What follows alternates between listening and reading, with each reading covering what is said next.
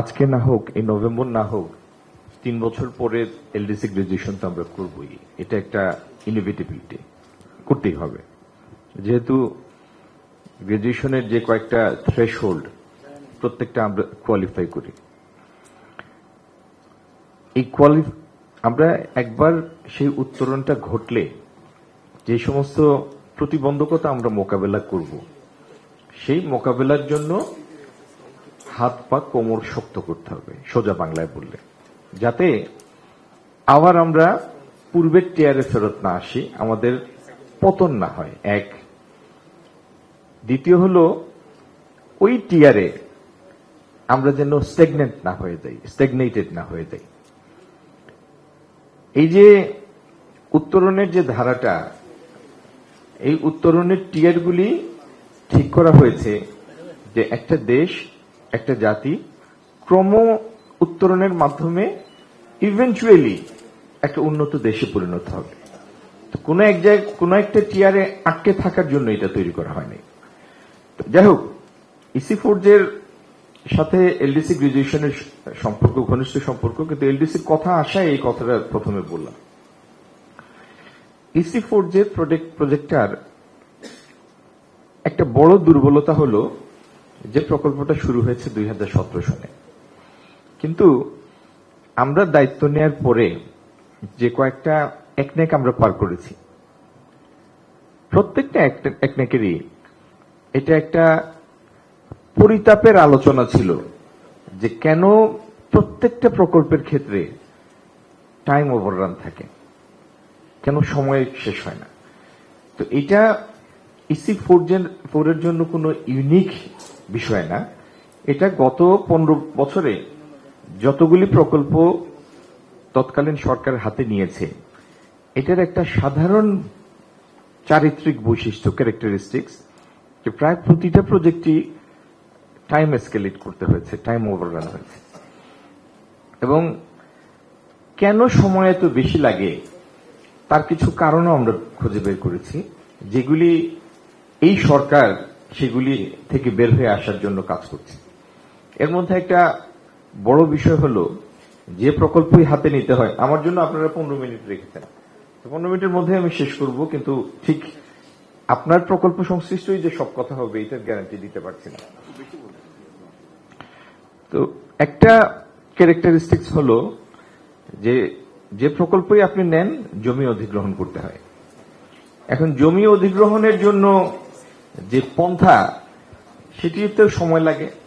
তার আগে দেখা যায় যে পিডি নিয়োগ হয়ে যায়, ফান্ড অ্যালোকেট হয়ে যায়, প্রকল্প আর শুরু হয় না, কারণ জমি অধিগ্রহণ শেষ হয় না।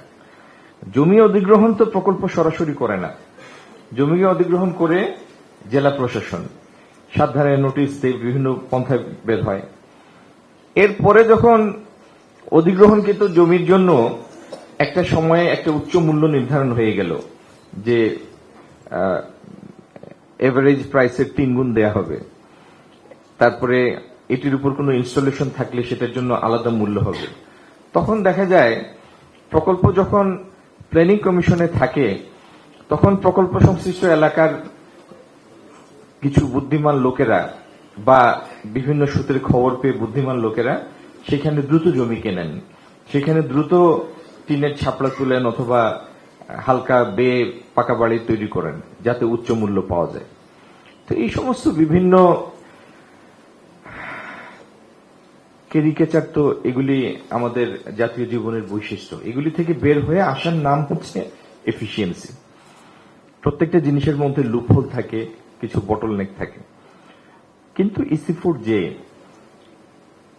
যে থিম নিয়ে প্রজেক্টটা তৈরি হয়েছে, থিমটা অ্যাবসলিউটলি সময় উপযোগী। এবং আমার এই 4 মাস সরকারি বয়সের মধ্যে ইসি4 নিয়ে বেশ কিছু সময় বের করতে হয়েছে, প্রকল্পটা দেখতেও গিয়েছি। এই প্রকল্পের এখন যে পর্যায়ে আছে, ভৌত কাঠামোটা অবকাঠামো হয়ে গিয়েছে। যেটা হয় নাই, মেশিনপত্র কেনা হয় নাই, জোর করে কেনা যেত। জোর করে কেনা গেলে সেটার মধ্যে সিলেকশন এবং কোয়ালিটির কম্প্রোমাইজ করতে হতো। এটা তো আমার জীবন থাকতে হবে না ইনশাল্লাহ, যতদিন সরকারে আছি। আমার সাথে যিনি অতিরিক্ত সচিব চলতি দায়িত্বে ছিলেন, সচিবের দায়িত্বে, এবং প্রজেক্ট ডিরেক্টর ছিলেন রহিম সাহেব, তারও যথেষ্ট ডেডিকেশন ছিল, কমিটমেন্ট ছিল। যে কারণে আমরা বিশ্বব্যাংকের সাথে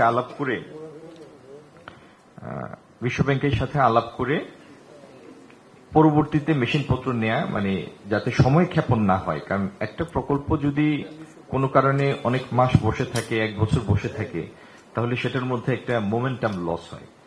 এই মোমেন্টামও লস হবে না, আবার মেশিনের কোয়ালিটি কম্প্রোমাইজও করব না, তাড়াহুড়া করব না।